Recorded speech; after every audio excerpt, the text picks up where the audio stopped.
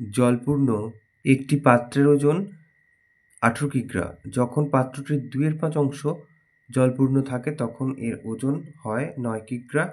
জলশূন্য পাত্রটির ওজন কত? তাহলে খুব সুন্দর অঙ্ক একটা। আমরা একটু সহজভাবে ভাবি। প্রথমে লিখব যে মনে করি পাত্রের সমগ্র জলের পরিমাণ,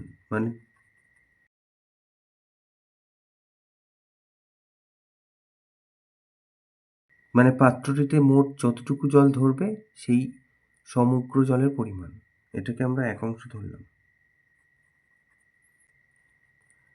তাহলে এখানে বলেছে 2/5 অংশ জল থাকলে তখন তার ওজন হয় এত।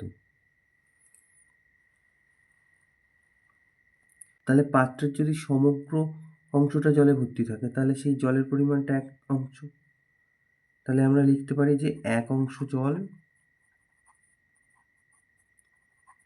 প্লাস পাত্র, এই দুটোর ওজন কত বলেছিল? 18 কিগ্রা।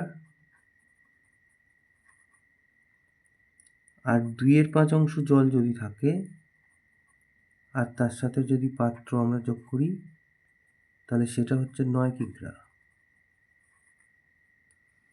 তাহলে এটা আমরা বিয়োগ করে দিই, এটা বিয়োগ করব, এটা বিয়োগ করব, আর এটা বিয়োগ। তাহলে পাত্র পাত্র কেটে গেল।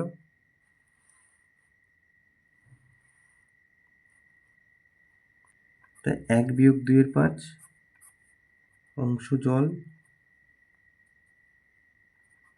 তার ওজন হচ্ছে এত কিগ্রা। তার মানে কত? 5 বিয়োগ 2,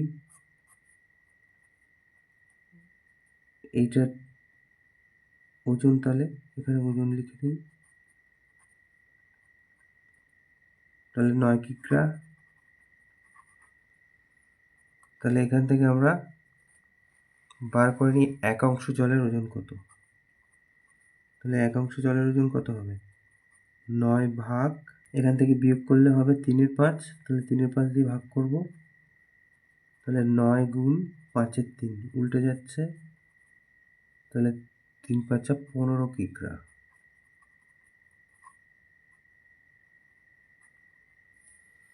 তাহলে এই 15 কিগ্রা হচ্ছে 1 অংশ জলের ওজন। তাহলে জল আর পাত্র মিলে কত? 18 কিগ্রা।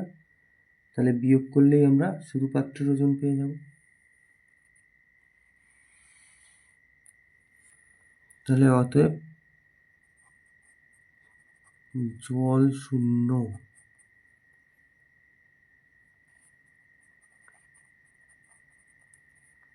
পাত্রের ওজন 18 বিয়োগ 15,